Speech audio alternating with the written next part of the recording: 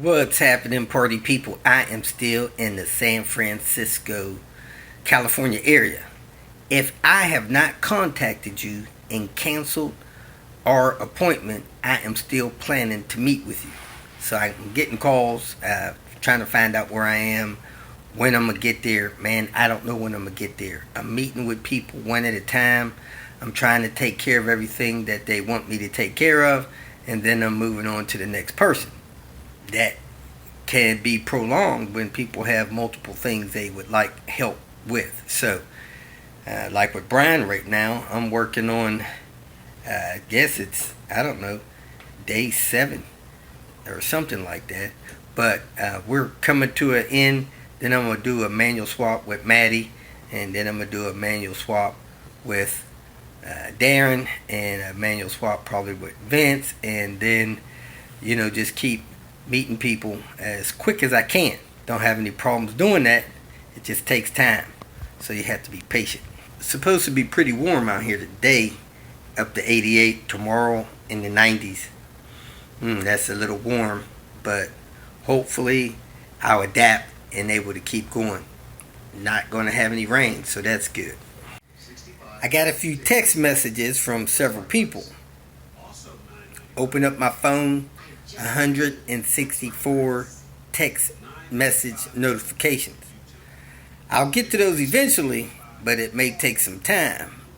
Each day a couple more are added, but I'm going through them as much as I can, as fast as I can, usually while I'm on my morning walk. So if you sent me a text message, I will likely get back to you within the next day or two. Thanks for your patience, and I hope you enjoyed today's video clips. Welcome to Hanging Out with Robert, that's me. This video contains things that I encounter throughout the day. If for some reason I complete a task and you would like to see the details, you can click on the link in the description area below. This video also contains tips and tricks that I learned throughout the years. I plan on leaving this video accessible for about 30 days. After that, you can view it through my Patreon account. Thank you very much for watching. Opening up some of my mail my daughter forwarded to me. Look at it. Got me a Hot Wheel from my boy Manny. Woo woo. About to replace a wheel bearing on this Honda Civic. Going to do both sides. Here's the part here. SKF from China. It's the part number. This side is that way. This side is a little magnetic. So they only go one way in there. First thing you do is jack the car up, put it on jack stand, set the parking brake, block the back wheels on the other side, pull the lug nuts off, and pull the wheel off. Let's see what's next. Now that the wheel's off out of the way, we're going to take this brake rotor off. No need to take the bracket apart. Just hit these 2 bolts here, 17, one down, and lift up out of the way. But you don't want to mess up this ABS sensor, so take the ABS sensor out first. It looks like a 10 millimeter there. Next thing we're going to do is take the ABS sensor, get it out of the way. 10 millimeter bolt there. These 2 Phillips screws. But before I get these all the way out, I got these 2 bolts out of this caliper. I'm going to hang this bracket up here with a hanger. Out. Pull the rotor off. These rotors are pretty new. See? It says new rotors. Let me use 2 hands. Next thing we're going to do is break this bolt loose here. You could turn it and beat that little indentation on there that people pin it to stop it from working itself loose. Let me see what size that is. See what size that is. Bigger than a 27? Bigger than a 30? What do we got here, folks? 32. 32's a winner. I'm going to use the impact, get that off of there. Came right off with the impact. Next, we're going to take these 2 knuckle bolts loose. I'll tell you the size hardware on that when I get it off. And then we'll pivot the knuckle down and should have some access to the bearing at that point. Would be a good idea if you marked where these nuts were so that when you take these bolts out, you can put them back in the same position and not have your alignment totally destroyed. So I mark where the bolts is on the strut, then I mark where the knuckle is on the inside of the strut and on the outside. So that should do it. I'm gonna go ahead and pull these bolts out, drop this knuckle assembly out, and then I should be able to work on getting this bearing out of this knuckle. Bolt was a 17, the nut was a 19. Got both of those removed. Now I'm gonna use a pry bar and pry this out of here. Use the pry bar, pry the knuckle away from the strut. Then I push the CV axle out of it. Now I'm gonna take this outer tie rod in off the knuckle, and then I should be able to pivot it around and see this bearing a little better. Broke that loose with a 19, and now I'm gonna tap it down through there. Or you could get a sledge and hit the side of it. It'll pop it loose most of the time. When you knock out the end of this tie rod in, make sure you keep the nut on the tip of the screw level with the screw so you don't damage the threads. Next we got to get a puller and pull this hub out of the center of the bearing.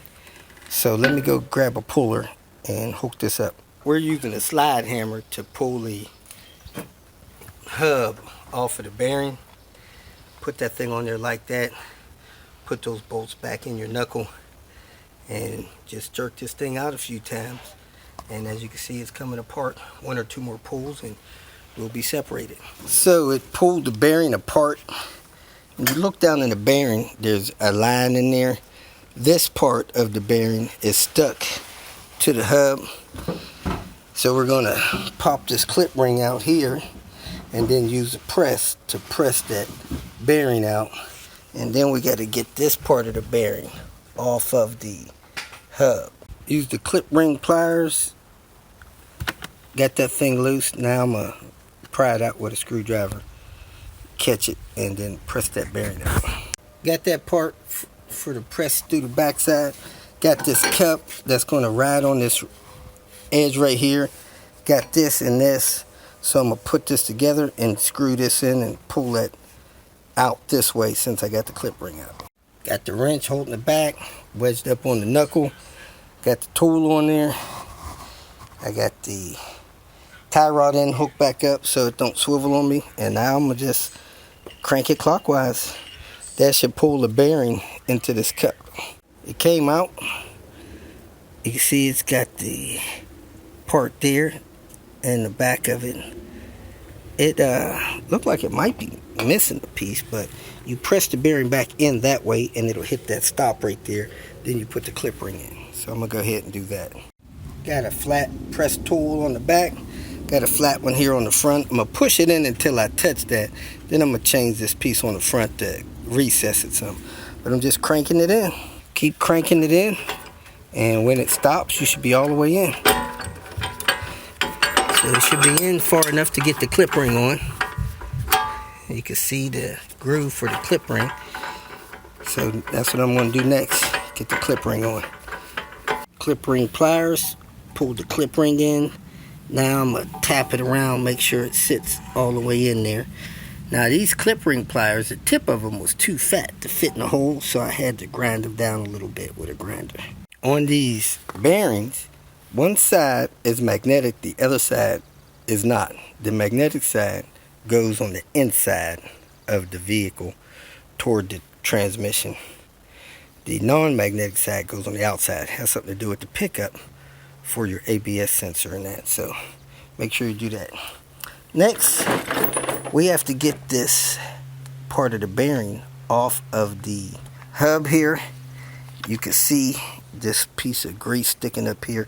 That's the line, so I'm going to cut that off with an angle grinder and try not to damage the hub too much, or you'll be replacing that spindle. You may be able to set that in some kind of vise or something, heat it up with some MAP gas, and you may be able to slide that thing off of there, but we're going to hit it with an angle grinder and try to cut it off without cutting too much into our hub there and get it off that way.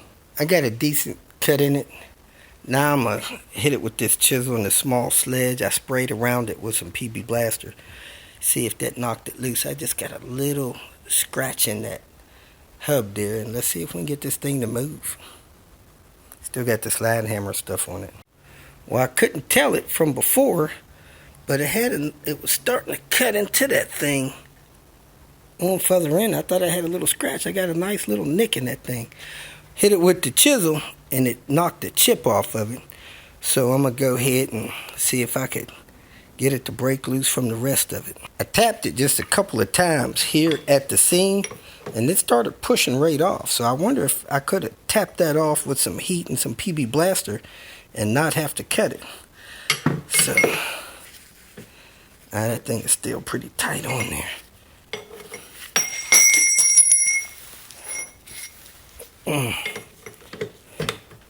Yeah, see, it pushes off.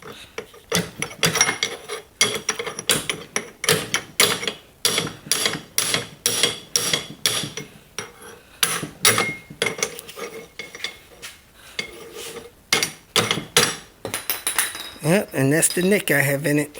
Kind of common what I see on the internet.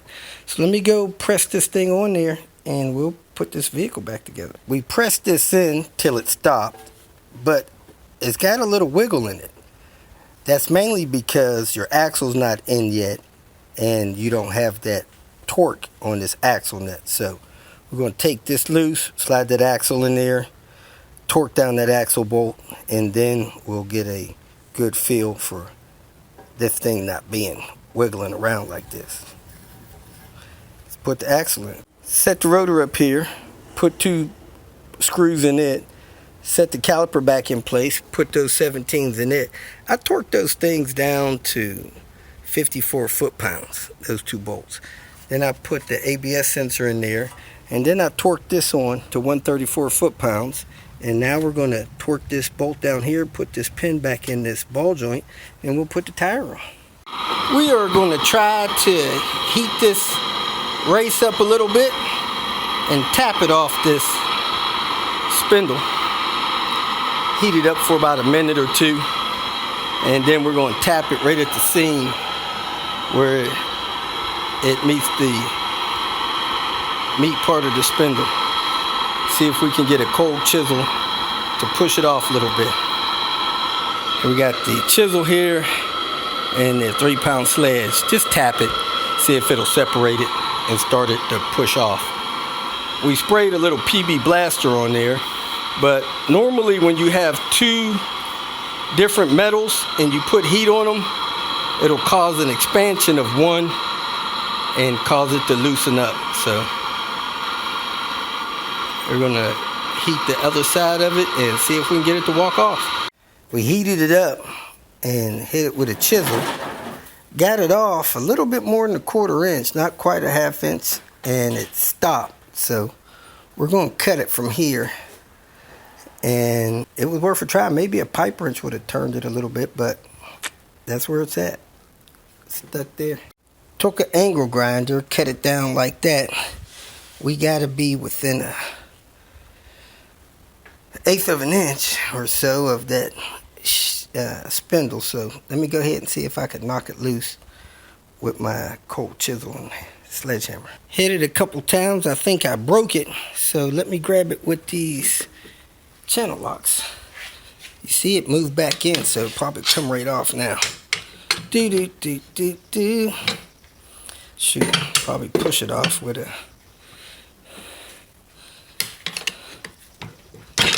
Yep.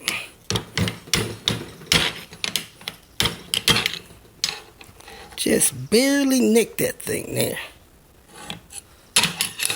Alright, let me go press this thing in the bearing.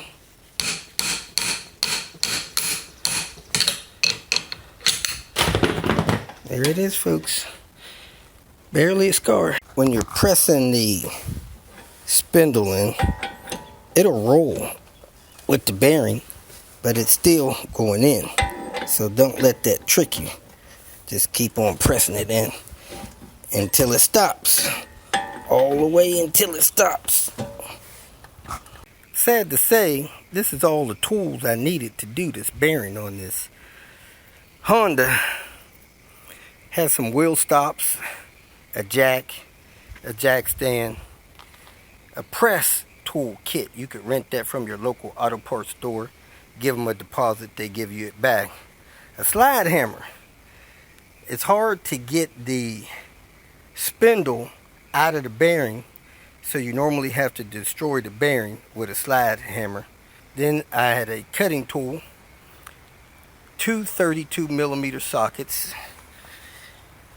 large clip ring pliers. I had to file the tips of those, make them pointier, 1/2 inch and 3/8 inch ratchets, a breaker bar, a cheater, Phillips screwdriver, flat tip screwdriver, not really. I did need a sledgehammer, some grease, rags, cold chisel, torque wrench, able to get up to 140 foot-pounds, extension, a 10mm, 17mm, 18mm, 19mm sockets, a deep 18, a deep 17, a couple adapters, needle nose pliers, a marker, and a brush.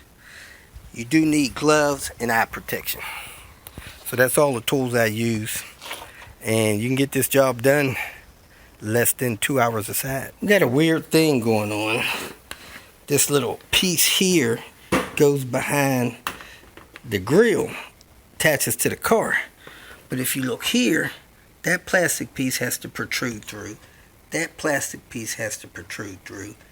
That was kind of busted. It's got a tab there. We zip tied that. We stuck this tab out here, and it's got a catch here. So this locks up in that and then goes around this cooler. Let me set this in place so you can see how this goes. So there you have it.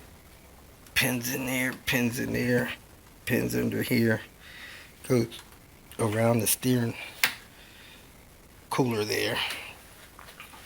And stabs in that pin over there. So it looks perfect, man. This adds at least 2 horsepower to your overall performance.